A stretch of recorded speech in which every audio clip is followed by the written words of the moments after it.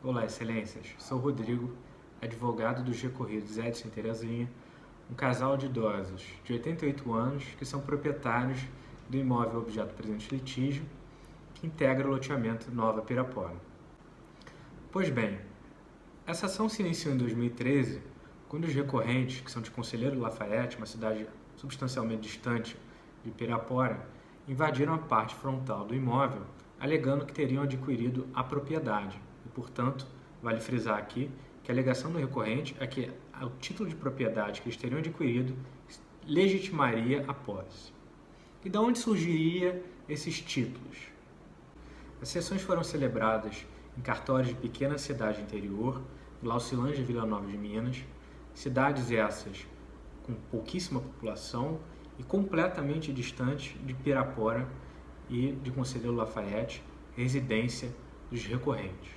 O que por si só já gera um estranhamento, porque haveria necessidade de deslocamento horas e horas a fio até a pequena cidade interior para a celebração de sessões de direitos hereditários. Além disso, o mais impressionante é que essas sessões, na verdade, demonstram que as propriedades seriam oriundas de um senhor que faleceu em 1944, Arthur Nascimento, e além disso, essas sessões elas revelam que os supostos títulos de propriedade, eles na verdade são completamente genéricos. São títulos centenários, títulos que não apresentam descrição de área, não apresentam delimitação e precisão de localização desses imóveis e muito menos os imóveis que seriam confrontantes ao mesmo. Em síntese, são títulos antigos, vagos e genéricos que não permitem de forma alguma a localização dessas propriedades e sequer saber se essas propriedades de fato ainda existem. E mais uma curiosidade que permeia esse processo é que essas duas sessões de direitos hereditários elas foram contestadas pelos dois herdeiros de Arthur Nascimento.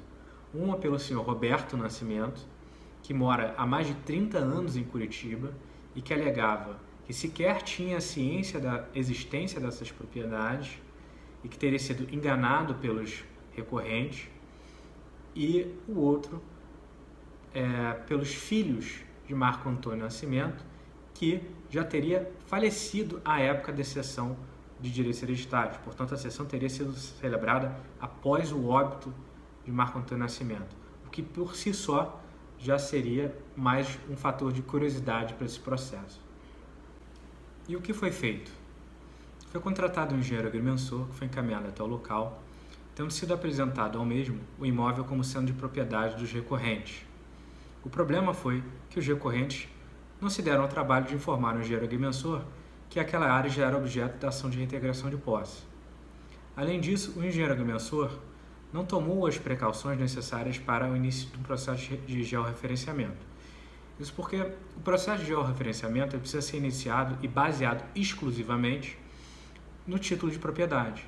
E a grande questão era, se não existia uma descrição precisa no título de propriedade, na verdade, como pode ser visto nos registros, o título de propriedade é completamente genérico, sem a menção às delimitações da suposta propriedade, como iniciar um processo de georreferenciamento. O procedimento, então, foi realizado de forma completamente arbitrária, baseada simplesmente nas alegações e na palavra do recorrente, sendo que o engenheiro agrimensor não tomou as providências, por exemplo, recomendadas pelo Conselho de Engenharia para a realização de procedimentos de georreferenciamento. Isso porque um dos mecanismos que você encontra para ter certeza de que a medição será realizada dentro dos limites da propriedade é justamente fazer o levantamento das matrículas dos imóveis confrontantes. Nada mais coerente do que simplesmente fazer o levantamento daqueles que fazem limite com você, para verificar se você não está medindo um imóvel que não faz parte da sua área. Esses procedimentos, portanto, que poderiam ter impedido a fraude de ocorrer, não foram realizados pelo engenheiro agrimensor. Isso não é uma mera especulação. Isso consta expressamente no termo de depoimento do engenheiro agrimensor, constante nos autos, e que foi realizado na audiência una, realizada pela magistrada que sentenciou o feito. E para facilitar a compreensão de como ocorreu a dinâmica da fraude, será apresentado a seguir como era o título anterior de propriedade e como o título ficou após o memorial descritivo do engenheiro agrimensor. Repare anteriormente como o título de propriedade não apresenta qualquer descrição da área, qualquer descrição de confrontantes, qualquer descrição de delimitação, simplesmente um título genérico em que é absolutamente impossível localizar essa suposta propriedade. E veja, em sequência, como ficou a descrição dessa mesma matrícula após o procedimento de retificação de área por georreferenciamento. Como o engenheiro agrimensor não se deu o trabalho de realizar o levantamento das matrículas confrontantes, e elas são essenciais para desvelar a fraude, nós promovemos o levantamento justamente de todas essas matrículas para fins de verificação de quem de fato seria aquela propriedade que estava sendo medida. Isso porque, a partir da análise da matrícula dos imóveis confrontantes à área analisada, é possível verificar em cada matrícula quem é mencionado como confrontante da área. Vejamos, por exemplo, os nomes que são mencionados no memorial descritivo. Faixa de domínio do ramal da Estrada de Ferro, bairro Nossa Senhora do Rosário, bairros Morados do Sol 1 e 2, Reinaldo Alves Pereira Filho, Ademir de Souza, Admaldo Carvalho Pena, bairro Primavera, Jamil Dabian. São, portanto, pessoas e bairros que possuem não apenas registros imobiliários, como possuem também plantas. O levantamento dessas informações, portanto, permite identificar exatamente de quem é a área invadida, já que todos esses confrontantes sabem quem é o imóvel que fazem confrontação com o mesmo. Vejamos, portanto, a seguir um resumo das descrições dos imóveis de todas essas indicações existentes no memorial descritivo do engenheiro agrimensor. Percebam que, na verdade, em nenhuma delas há qualquer menção a Arthur Nascimento ou herdeiros de Arthur Nascimento, o que, portanto, coloca por terra as alegações dos recorrentes, já que se não há menção a Arthur Nascimento ou herdeiros do Arthur Nascimento, portanto, esse imóvel nunca pertenceu ao mesmo. E, portanto, se nunca pertenceu ao mesmo, jamais eles poderiam ter obtido a transferência da posse a partir da cessão de direitos hereditários. Portanto, a transmissão da posse a partir de uma propriedade que não é exatamente aquela é simplesmente impossível. E veja que isso não é baseado em argumentos dos recorridos ou alegações dos recorridos, mas sim baseado em títulos de propriedade de imóveis de terceiros. Veja, por outro lado, que a descrição de todos esses imóveis, sem exceção, menciona Otaviano Alckmin, que é o tio do recorrido, Edson Alckmin, que é o recorrido, ou loteamento Nova Pirapora, que é justamente o imóvel e o empreendimento imobiliário dos recorridos. Dessa forma, é óbvio, e por uma questão de lógica espacial, que o loteamento Nova Pirapora, diferentemente do que é alegado pelos recorrentes, jamais poderia terminar na linha férrea, como eles alegam. Se os imóveis da lateral direito alegam que justamente são confrontantes com os recorridos, então o loteamento dos recorridos não pode terminar na linha férrea, devendo ir necessariamente até a lateral direita do imóvel invadido, fazendo confrontação com todos esses imóveis confrontantes. Veja, a exemplo, a planta do loteamento bairro Primavera.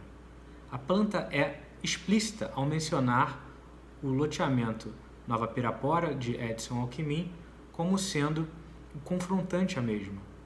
E veja que todos esses confrontantes e todos esses documentos são, de certa forma, indicações de quem é o verdadeiro titular e indicações de quem sempre teve a posse da propriedade. Inexiste qualquer menção a Arthur Nascimento. Além disso, em um dos documentos talvez mais importantes para novamente colocar por terra a tese levantada pelos recorrentes, é justamente a matrícula do imóvel, a matrícula da linha férrea. E aqui talvez valha a pena fazer uma desviação em relação à origem do loteamento dos recorridos. Isso porque o loteamento dos recorridos foi constituído apenas em 1972. E à época não existia o ramal da linha ferro. O ramal da linha férrea foi implantado apenas em 1982, 10 anos após a constituição do loteamento. E isso não consta apenas no ato de constituição do loteamento, não consta apenas em informações do próprio recorrido, mas sim em documentos públicos. Há, por exemplo, o documento de desapropriação do imóvel para a construção do ramal da linha férrea, em que demonstra que o ramal foi desapropriado justamente como sendo área pertencente aos recorridos. Além disso, a matrícula onde está alocada hoje o ramal da linha férrea é explícita ao mencionar o nome dos recorridos em ambos os lados da linha férrea. E para que não paire dúvidas de que o loteamento não termina na linha férrea, pelo contrário, a linha férrea simplesmente corta o loteamento, é que apresentamos a seguir a planta do ramal da linha férrea, em que é absolutamente fácil e explícito que o nome de Edson Alckmin consta em ambos os lados da linha férrea, sendo que a mesma, portanto, jamais poderia ser linha divisória de propriedade, como insistentemente mencionam os recorrentes. Na verdade, tal alegação tem sido utilizada como subterfúgio para tentar legitimar a suposta posse na área, quando na verdade é uma falácia argumentativa. E se então o ramal da linha férrea não é a linha divisória da propriedade, por que não há obras de infraestrutura no imóvel? Por que não há lotes no imóvel? Por que não há casas no imóvel? Por que o loteamento aparentemente parece terminar no ramal da linha férrea? Isso é muito fácil de ser explicado.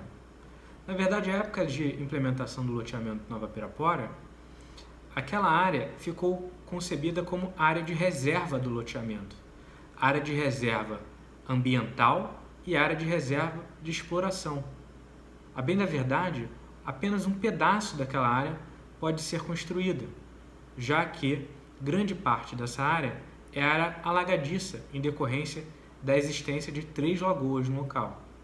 Embora essas lagoas atualmente estejam praticamente vazias, apenas em poucas épocas do ano é possível vislumbrar uma quantidade significativa de água nas mesmas, é possível visualizar de uma simples imagem de satélite a existência da bacia hidrográfica das mesmas, que continua no local. Veja, por exemplo, a imagem confrontante entre o mapa do loteamento Nova Pirapora, referente à área invadida, e uma imagem de satélite. É possível perceber perfeitamente o encaixe entre a área invadida e a planta do loteamento. Não há sombras de dúvidas que essa área invadida pertence, ela integra exatamente ao mapa. E perceba também que no mapa do loteamento Nova Pirapora há a descrição dessas 3 lagoas, há menção a essas 3 lagoas.